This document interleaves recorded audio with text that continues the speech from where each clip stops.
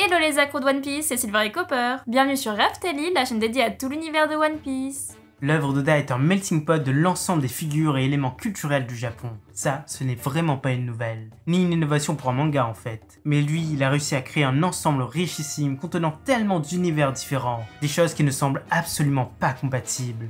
Or, une des choses les plus emblématiques et étranges, ce sont bien eux, le Germa. Leurs combinaisons sont de toutes les couleurs, leurs transformations dignes de Sailor Moon. Et sans exagérer, ils sont un chouïa has-been. Mais ils ont été rendus classe par leur pouvoir et leur force. Alors aujourd'hui, on va vous révéler des petits secrets bien enfuis sur eux, comme l'existence du dernier des frères Vinsmoke, celui que vous ne verrez jamais. Ah, c'est Vinsmoke. Dans les commentaires de la première partie de la vidéo qui concernait leur histoire, les avis sur eux étaient vraiment très divers, entre haine absolue et pardon. Après tout, c'est compréhensible. Après tout ce qu'ils ont fait subir à Sanji quand même. Mais bon, il fallait au moins ça pour que la repentance soit bien mieux. En tout cas, on vous laisse maître de ce choix. Et toi, jeune pirate sans drapeau qui s'est peut-être retrouvé ici par hasard, ou pas d'ailleurs, rejoins-nous dans cette folle aventure. Ce n'est que le début et elle va s'intensifier, n'en doute pas. Et puis, c'est aussi simple qu'un abonnement pour toi, et nous, ça nous aide énormément. Mais place à la vidéo, allez, c'est parti!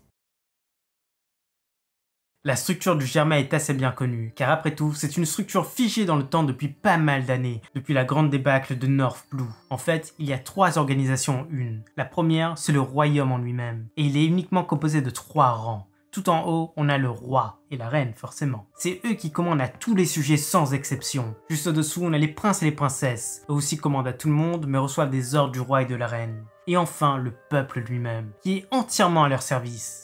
La deuxième organisation, c'est l'unité scientifique. Son chef coordonne et donne une ligne directrice aux recherches du royaume. Et comme c'est aussi le roi en fait, le royaume a très vite été connu comme le royaume de la science. Et enfin, on a la dernière entité, le Germa 6, qui est une organisation paramilitaire. Enfin, ce sont de vrais mercenaires. Tout en haut, on a le commandant suprême. C'est aussi le roi, forcément. Et au-dessous, les commandants, qui sont actuellement les princes. Le moins que l'on puisse dire, c'est qu'ils n'ont pas fait simple. Mais voyons tous les membres en détail. Partie 1, leurs membres. Commençons tout d'abord par le maître incontesté des lieux, ce cruel et sanguinaire Judge Vinsmoke. Il est le digne héritier de sa lignée, il sait comment faire marcher son royaume et les mener à la bataille. Son obsession, comme pour ceux de ses ancêtres, c'est de reconquérir North Blue. Il a même failli réussir dans sa jeunesse. Il a massacré 4 rois de cette mer et s'est rendu maître de leur royaume. Mais bien évidemment, ça n'a pas tenu. Il s'est alors appuyé sur la science, quitte à en perdre sa femme. Aveuglé, il filera droit dans le piège de Big Mom et finira par être redevable au seul fils qu'il a rejeté, Sanji. C'est une triste vie pour un despote. Mais au-delà de ça, il est vraiment un scientifique de génie. Il a travaillé avec les meilleurs. L'ADN, c'est lui et Vegapunk qui l'ont découvert dans cet univers. Mais malheureusement, il l'a utilisé à mauvais escient. Il crée juste des clones matin, midi et soir, des pantins sacrifiables. Mais il crée aussi des armes, des combinaisons spéciales qui subliment les aptitudes de base d'une personne. C'est tellement bien fait que ça détecte même ton ADN. Par contre, ça ne peut être utilisé que par une seule personne. C'est comme un identifiant. C'est pas mal quand même, non ? Sa combinaison à lui est très résistante et équipée de propulseurs. Il peut aussi créer des attaques électriques. Ces 2 grandes utilisations étaient contre Sanji, qui l'écrase littéralement, et contre Snack, qui l'affronte pour quitter la Tea Party.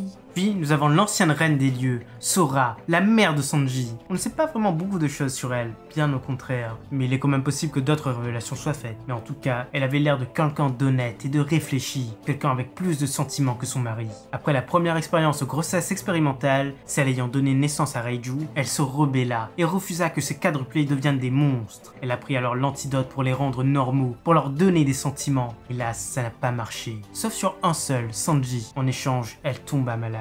Et elle fut alitée le reste de sa vie. Ses seuls moments de plaisir furent les petits moments partagés autour des plats de Sanji, son fils qu'il aimait à la folie, mais qui n'était pas du tout doué en cuisine à l'époque. 2 choses sont quand même à noter. La première, c'est que le héros de la BD où le Germa était méchant s'appelait Sora. Drôle de coïncidence, n'est-ce pas? La seconde, c'est un petit clin d'œil. Lors de l'arc Jaya, Sanji plonge dans les fonds marins et il découvre un portrait datant de quelques siècles. Mais cette personne ressemble clairement à sa mère.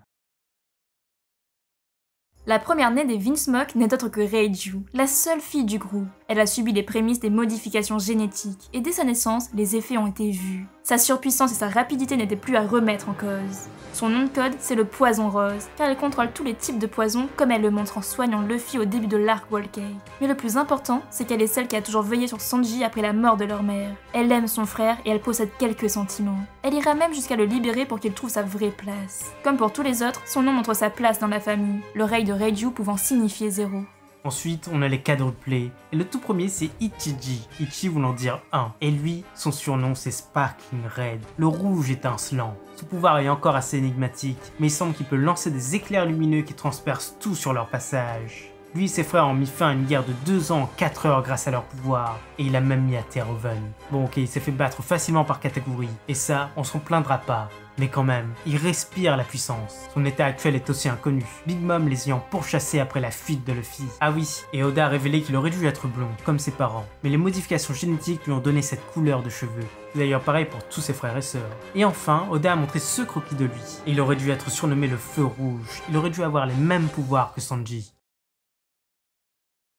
Le deuxième des quadruplés est Niji, celui toujours collé à son grand frère. Son surnom, c'est Denjiki Blue, ou bleu électrique. Il peut produire de l'électricité, ce qui est quand même bien pour le Germa. Oh, pardon, ce qui ressemble étrangement aux capacités des Minks. Qui sait, Judge a peut-être utilisé des Minks dans ses expériences génétiques. Le troisième de solo, il n'a pas vraiment d'importance. Oh pardon, si, même plus que les autres. C'est Sanji, notre cuistot adoré. Lui, il est vraiment incontournable. Il est mieux que tous les autres réunis. Il a même renoncé à tous ses titres pour vivre librement et sans attache. En tout cas, sans être attaché à ses montres. Bref, Sanji, c'est le cœur perdu du Germa. On ne va pas expliquer sa vie ici, sinon ça prendrait plusieurs vidéos. Le quatrième et presque dernier de cette fratrie, c'est Yonji, celui qui ne produit pas d'éléments. En fait, c'est plus bizarre que pour les autres. Son surnom, c'est le treuil vert. Oui, allez expliquer ça à vous. Toi, tu seras l'étincelant, toi, le poison, toi, l'électrique, et toi, eh bien mince, il n'y a plus rien en stock, le treuil alors. Bref, lui, il est aussi cruel que les autres, aussi puissant et rapide, et il adorait martyriser Sanji. Il a vraiment un beau CV. Lui aussi, il aurait dû être différent. En fait, il aurait dû ressembler à Sanji comme 2 gouttes d'eau, mais avec une épée en plus. Mais ce n'est pas tout, car dans les croquis d'Oda, une chose incroyable aurait dû se faire. Reiju n'aurait pas dû exister, et il y avait un petit frère en plus. En fait, Yonji aurait dû avoir 12 ans et il avait un frère jumeau, Goji. Mais tout fut changé pour le mieux. Pour nous, Reiju en vaut la peine.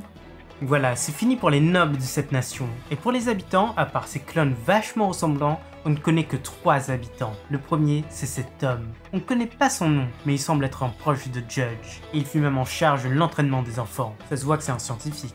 Par la suite, on ne l'a pas revu. Ensuite, on a elle, Epony, la servante de Sora. En tout cas, elle l'était avant sa mort. Et enfin, on a la gentille et jolie Cosette, la belle et discrète chef cuisinière que Sanji protège. On aurait juré qu'il se passerait quelque chose entre eux. Eh bien non, et ça, c'est bien dommage. Numéro 2, les attributs.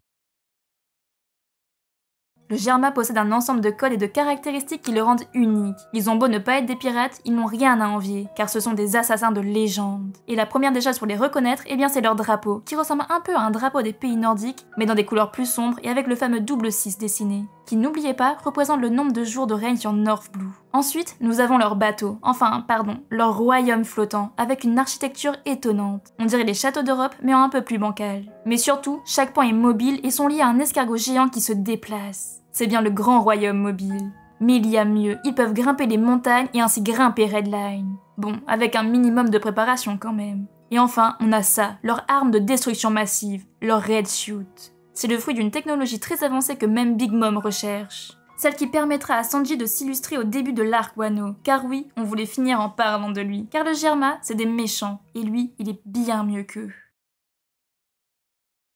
Voilà, c'est déjà la fin de cette vidéo. On espère que ça vous a plu. Et surtout, laissez-nous votre avis en commentaire. C'était Silver et Copper pour Raftalil. À bientôt les accros de One Piece.